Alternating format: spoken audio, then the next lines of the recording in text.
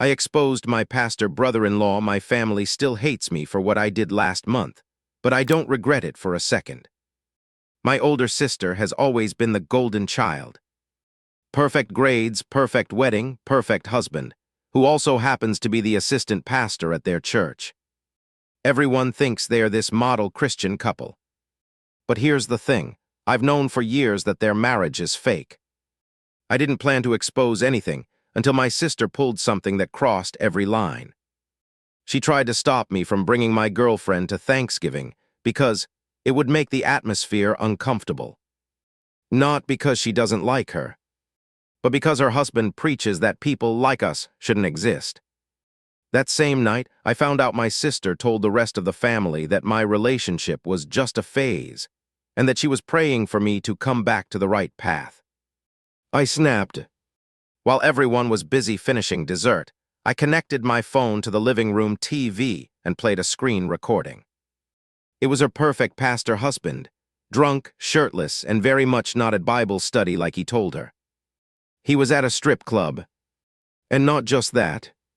He was in the VIP room with a girl who definitely wasn't my sister. Everyone froze. My sister screamed at me to turn it off. Her husband tried to grab the TV remote out of my hand.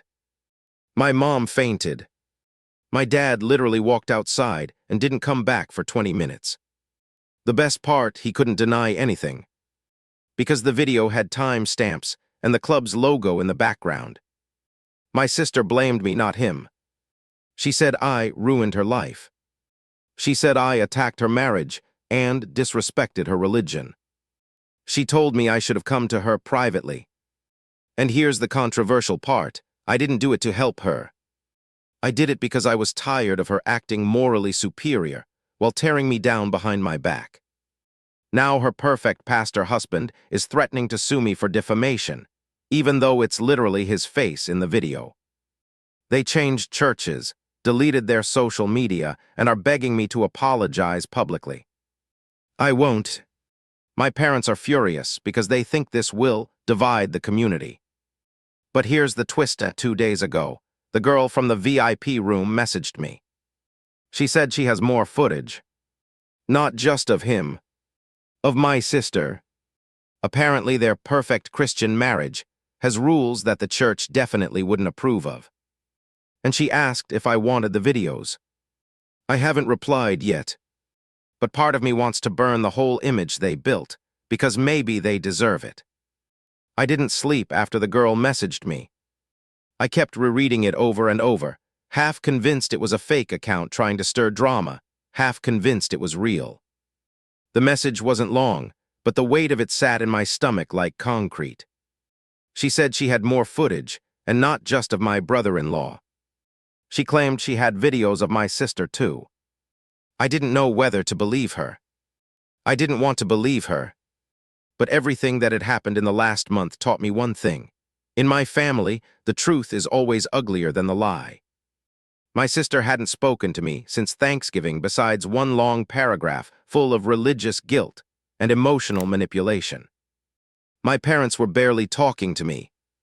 They thought I had destroyed the family.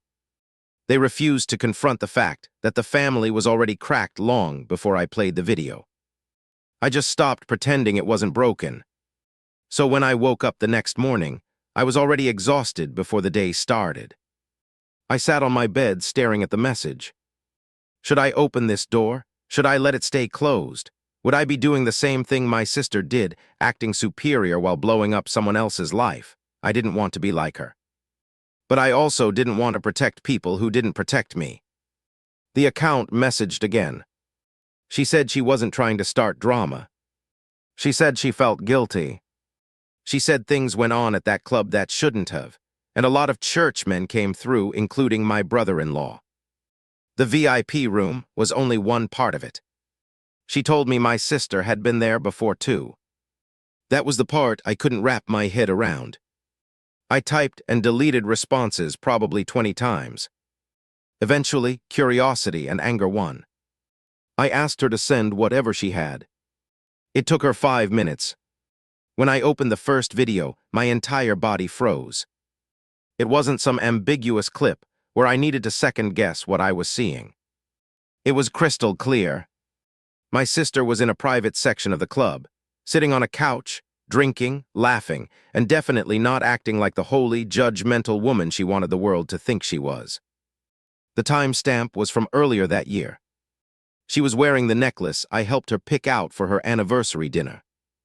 The same one she wore when she lectured me about sin and morality. The next video was worse. She was with a man who definitely wasn't her husband. They weren't doing anything explicit, but they were close enough that no explanation could make it innocent. I sat there watching my perfect sister live a life completely opposite of everything she preached, everything she attacked me for, everything she tried to shame me about. And I just felt numb. It wasn't even satisfying.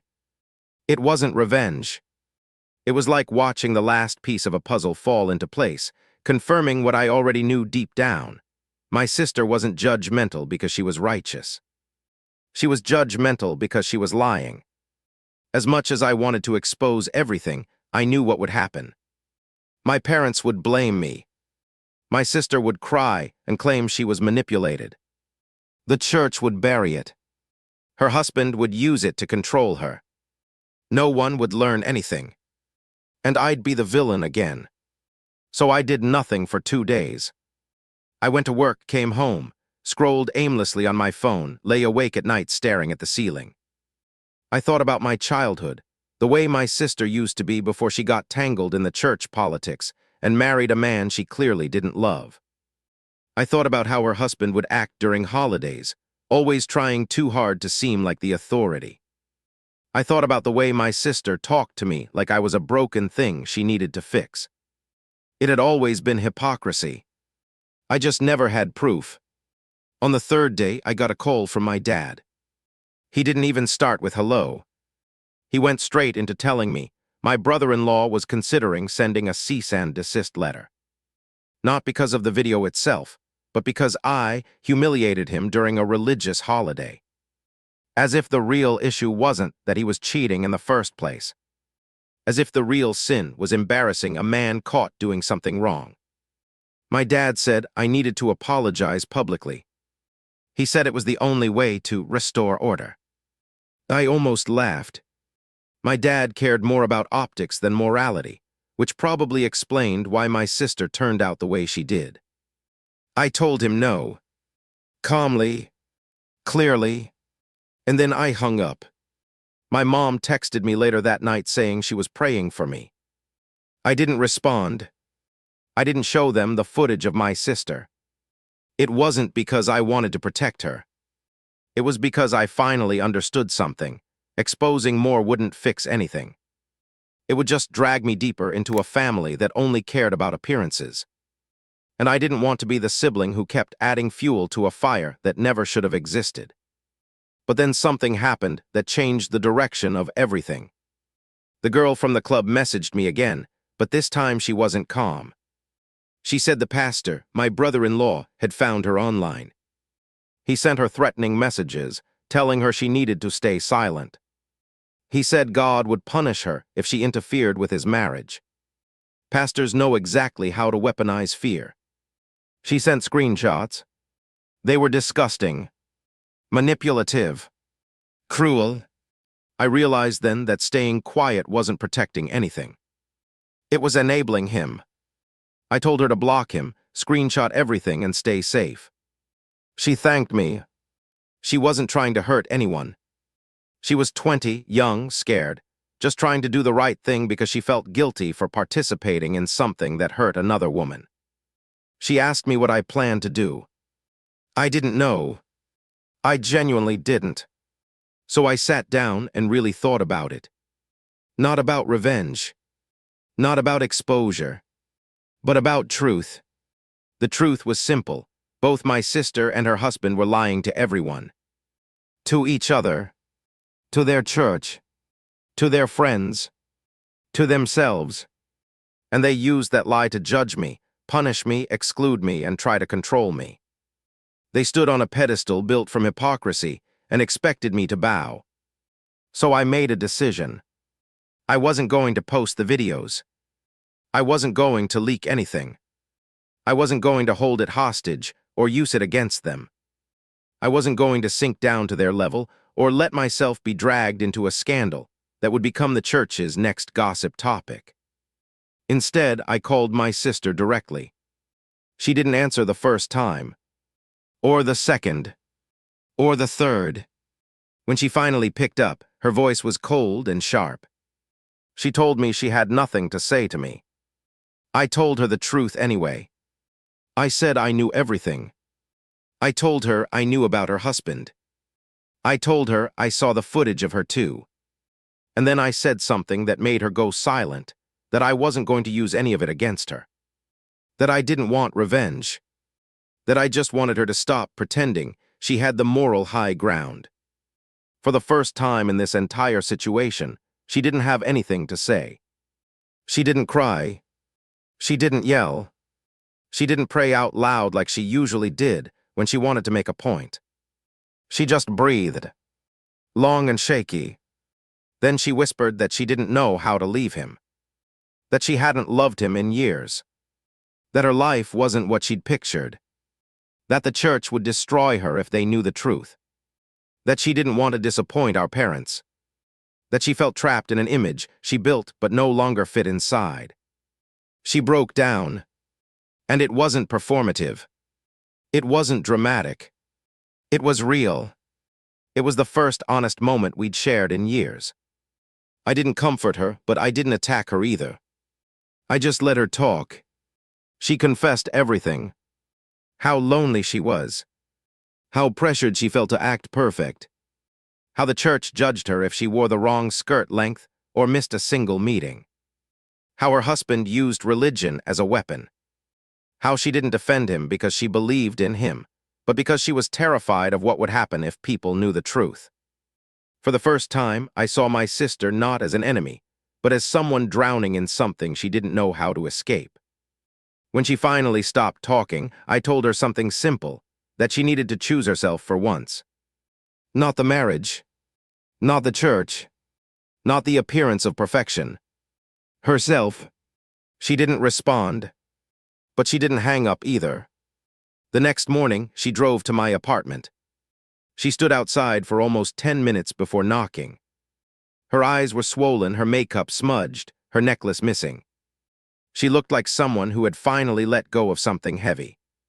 She told me she wanted to leave her husband. She wanted to leave the church too.